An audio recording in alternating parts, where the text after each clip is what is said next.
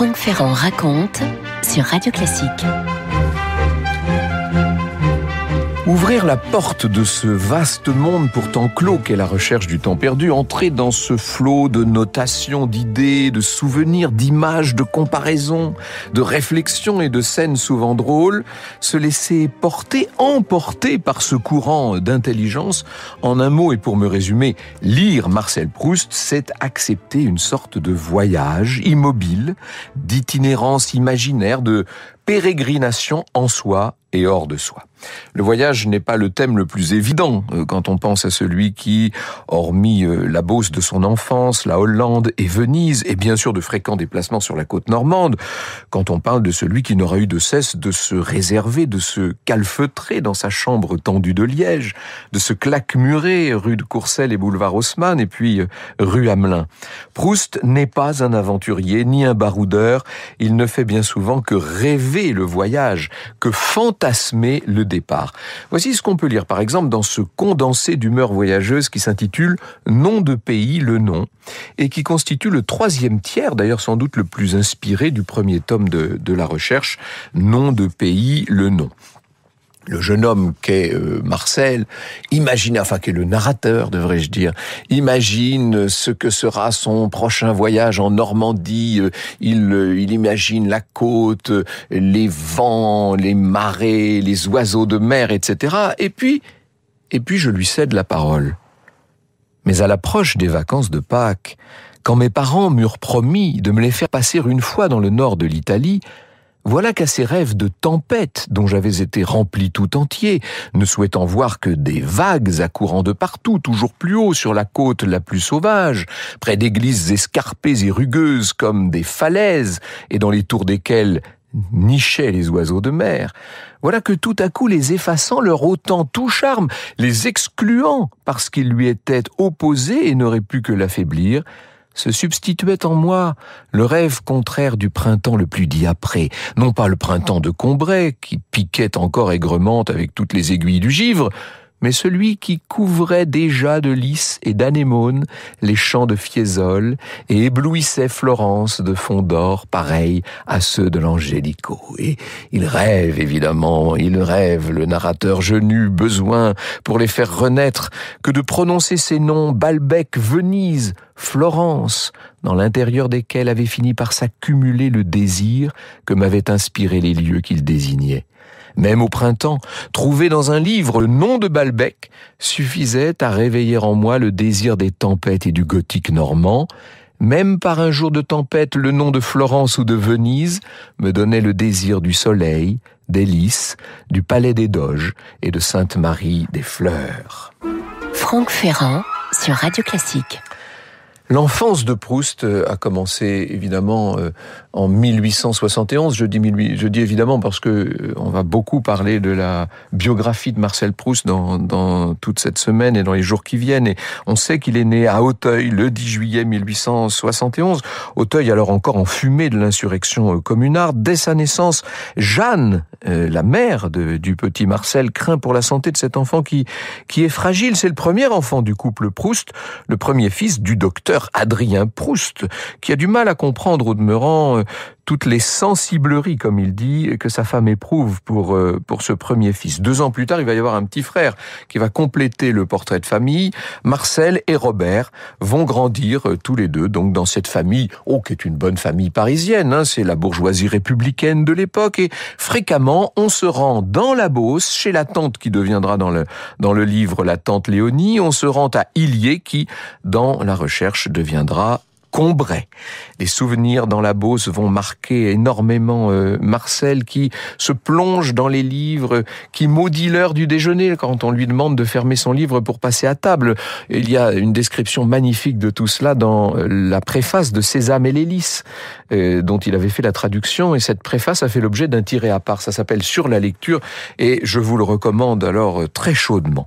Marcel est un enfant sensible qui requiert l'attention de sa mère. À l'âge de 10 ans, Il va faire sa première crise d'asthme. Il a respiré le pollen au bois de Boulogne. Et ce sont des crises qui vont être de plus en plus violentes, ce qui fait que on redoute chaque année l'arrivée du printemps. Et pour éviter les crises et pour calmer cet enfant, la grand-mère, Nathé Veil, va emmener ses deux petits-fils sur la côte normande pendant l'été. On se rend à Dieppe, au Tréport, à Houlgat également. Et Marcel reviendra en Normandie longtemps plus tard. Et il se souviendra, je le cite, des années de mer où grand-mère et moi, fondus ensemble, nous allions contre le vent en causant. Sous sa plume, cette vaste étendue d'eau devient l'invisible et présente amie, la folle qui se plaint toujours, la vieille reine mélancolique, la mer. 1882, c'est le moment d'entrer au lycée pour Proust, le lycée Condorcet, où il va se lier d'amitié avec Daniel Halevy, avec Jacques Bizet. Ensemble, on les voit collaborer à la revue littéraire du lycée. Proust a bien l'intention de devenir écrivain, mais ses parents d'abord lui demandent de faire son droit. Il se plie à leur volonté, il s'inscrit à la Sorbonne contre son gré, mais la vérité c'est que déjà, il fréquente tous les grands salons littéraires et surtout mondains d'un Paris qui est à son apogée. Bien sûr, ces salons dans la vie desquels il va se mouvoir comme un poisson dans l'eau, il en fera son miel, il en fera notre délectation. Vous écoutez Radio Classique. Nous sommes en train de préparer à l'époque, quand je dis nous, c'est la France, la revanche contre l'Allemagne et Proust va devoir faire son service militaire. Voilà le portrait qu'on brosse de lui à l'armée. C'est le soldat Proust qui est décrit comme cheveux châtains, sourcils châtains foncés, yeux châtains, front bas, nez moyen, bouche moyenne, menton rond, visage ovale, taille 1,68 m. C'est pas très proustien finalement comme description. Voici ce qu'écrit Fanny Pichon. En 1889, Marcel devance l'appel et accomplit son service à Orléans. Il en garde un souvenir heureux, marqué par la camaraderie masculine et paysanne. Proust aura toujours une grande aisance de manière, une faculté d'adaptation qui saura le mettre à la portée de tous les milieux sociaux. Le voilà bientôt rendu à la vie civile et au cours de l'école libre des sciences politiques, ce qui ne l'empêche pas, je vous l'ai dit, de côtoyer les plus grands salons. Et on le voit notamment chez Madame de Caillavet, bien entendu, où il est très souvent avenue Hoche. Il fait là la rencontre d'Anatole France, qu'il admire par-dessus tout. Et voici qu'arrive, nous y sommes, en 1894, Reynaldo Hahn. Début d'une amitié très intense avec ce musicien. Proust a 23 ans, c'est-à-dire 3 de plus que Reynaldo, et on les voit bientôt partir ensemble en voyage. Proust doit quand même terminer son droit à la Sorbonne et son père exige qu'il trouve du travail. Je cite Jean-Pascal Mathieu dans Marcel Proust à 20 ans. Au mois de mai 1895, sans doute poussé par son père, Marcel se présente au concours d'attaché à la bibliothèque Mazarine. Manque de chance, il est reçu. Classé 3e sur 3, il est affecté au dépôt légal. Pris de panique, il tente de faire nommer un autre à sa place en prétextant des raisons de santé, non sans bon sens. L'administrateur répond que si Monsieur Proust a une santé fragile, il n'aurait pas dû se porter candidat. Marcel le menace d'en appeler à Gabriel Hanotaux, ministre des Affaires étrangères et ami de son père. N'écoutant que son bon sens, l'administrateur octroie aussitôt 2 mois de congé à l'employé récalcitrant. À la fin de l'année, Marcel obtient une prolongation d'1 an et le voilà libre, et notamment libre de voyager. C'est cette année 95 où il part avec Reynaldo en Bretagne. En septembre, les 2 grands amis sont à l'embarcadère de Quiberon. Ils s'apprêtent à monter dans le bateau à vapeur qui va les conduire à Belle-Île, parce que à Belle-Île, il y a Sarah Bernard qu'on visite quasiment comme monument. Marcel et Reynaldo reprennent le bateau, ils arrivent à Begmeil dans le sud du Finistère et c'est là qu'ils vont s'installer pendant 2 mois et les jeunes gens vont parcourir chaque jour le sentier des douaniers, descendre dans les criques, pêcher, lire sur les rochers. Certains jours, ils se rendent en carriole ou en train à Concarneau, à Penmarc'h ou à la Pointe du Raz. Les lieux dont je suis en train de vous parler vont marquer Proust à vie, vraiment. D'ailleurs, il dira, beaucoup plus tard, à la fin de sa vie, il dira à Céleste Albaret que Begmeil est la plus noble et douce et délicieuse chose que je connaisse, dira-t-il.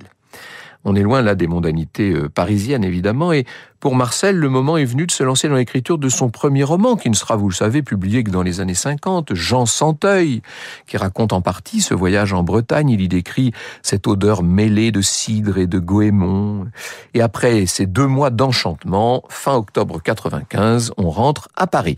Et l'année suivante, en 96, donc là Proust a 25 ans, il publie Les plaisirs et les jours, recueil de poèmes en prose, livre qui passe complètement inaperçu, même si Jean Lorrain va se montrer très dur et que ça vaudra à Proust un duel, au cours duquel personne n'est blessé. Bref, en 98, il décide de s'ouvrir de nouveaux horizons, et le voilà qui, pour aller voir l'exposition Rembrandt, part pour Amsterdam. Il est fasciné par les écoles du Nord, il apprécie les paysages de cette côte qu'il avait déjà admirée avant son service militaire. À 18 ans, il s'était rendu 2 semaines en Belgique, à Ostende, avec Horace Finali, son ami de toujours.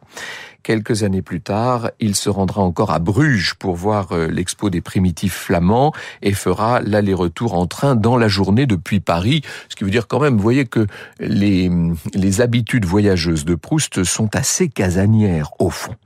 Mai 1900, le voilà qui se rend à Venise. Venise que, dans La Fugitive, le narrateur ne peut s'empêcher de comparer à son village d'enfance, à Combray.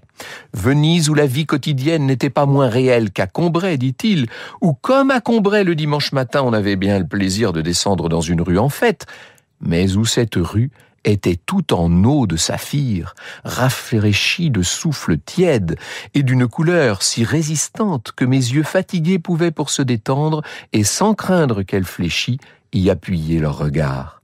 Comme à Combray, les bonnes gens de la rue de l'Oiseau, dans cette nouvelle ville aussi, les habitants sortaient bien des maisons alignées l'une à côté de l'autre dans la grande rue, mais ce rôle de maisons projetant un peu d'ombre à leurs pieds était à Venise confié à des palais de porphyre et de jaspe, au-dessus de la porte cintrée, desquelles la tête d'un dieu barbu, en dépassant l'alignement comme le marteau d'une porte à Combray, avait pour résultat de rendre plus foncé par son reflet, non le brun du sol, mais le bleu splendide de l'eau.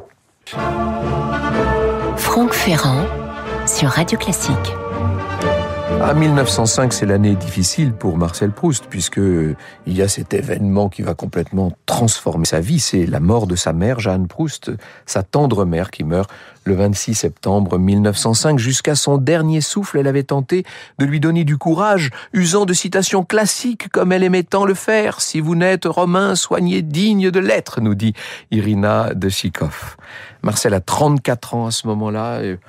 Entre nous, il n'a pas publié grand-chose. Il a publié un livre il y a 10 ans qui n'a pas eu de succès. Il a laissé tomber, il a laissé en plan Jean Santeuil.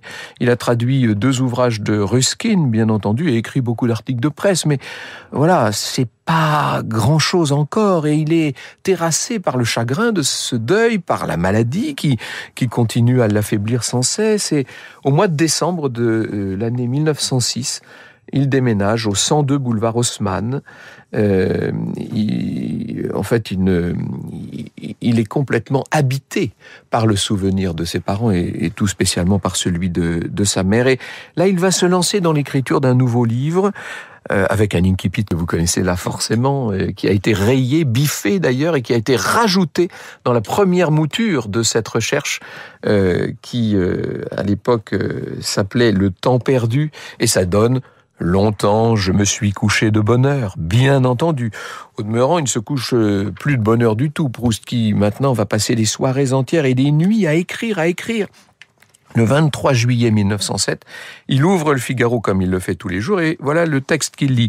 C'était dimanche dernier, 7 juillet 1907, grande fête à Cabourg dans ce décor charmant que connaissent bien les Parisiens et qui a fait depuis longtemps surnommer cette coquette petite ville la reine des plages. On inaugurait le Grand Hôtel, ou plutôt le nouveau Grand Hôtel. Noblesse oblige, Cabourg voulait rester fidèle à sa réputation et souhaite offrir à sa brillante clientèle de baigneurs et de touristes toutes les perfections et toutes les merveilles que le progrès moderne a pu réaliser. Et Proust lève les yeux. Ce nom de Cabourg lui rappelle évidemment les souvenirs d'enfance dont je vous ai parlé. C'est à 5 heures de train de Paris. Et puis il y a cet hôtel qui a l'air très très confortable. Eh bien, il va aller s'installer sur la côte normande. Il n'y va pas pour travailler, il n'y va pas pour se reposer, il y va pour travailler. Et de sa chambre, il observe la mer et il noircit des pages et des pages. Et Cabourg va devenir un des lieux les plus fréquents, les plus emblématiques de son œuvre. Cabourg deviendra Brickbec avant d'être évidemment immortalisé sous le vocable de Balbec. Franck Ferrand sur Radio Classique. Il aime ce décor, Proust. Il écrit dans une lettre à Louisa de Mornan: « J'ai rencontré sur la digue de Cabourg Lucie Gérard. C'était un soir ravissant où le coucher du soleil n'avait oublié qu'une couleur, le rose. Or, sa robe était toute rose et, de très loin, mettait sur le ciel orangé la couleur supplémentaire du crépuscule. » Ça y est, l'idée des jeunes filles en fleurs est née. Proust se rendra à Cabourg tous les étés entre 1907 et 1914. Ça veut dire 16 mois, ça veut dire 500 jours et nuits passés sur cette côte qui va imprégner complètement, vous le savez, le second tome des jeunes filles en fleurs. Et puis, il se promène, il n'est pas seulement à Cabourg, on le voit à Caen, Houlgate, Pontaud-de-Mer et Dives, et Villers-sur-Mer, et Bayeux, et Lisieux. Il se rend fréquemment au casino, qui est à quelques mètres du Grand Hôtel, et il y perd pas mal d'argent, il faut bien le dire. En 14, Alfred Agostinelli, l'ancien chauffeur de Proust à Cabourg et qui était devenu plus que son homme de compagnie, va s'écraser en avion. Pour lui, c'est un drame terrible et ça inspirera probablement une grande partie des réflexions amoureuses et frustrées d'une certaine manière qu'on trouve dans La prisonnière et dans la fugitive. Proust, à partir du début de la Grande Guerre, ne quittera plus la région parisienne. Est-ce que ça lui manque tellement? Voilà ce qu'il écrivait du voyage. Le seul véritable voyage, le seul bain de jouvence, ce ne serait pas d'aller vers de nouveaux paysages, mais d'avoir d'autres yeux, de voir l'univers avec les yeux d'un autre, de 100 autres, de voir les 100 univers que chacun d'eux voit, que chacun d'eux est. Vous écoutez Radio Classique.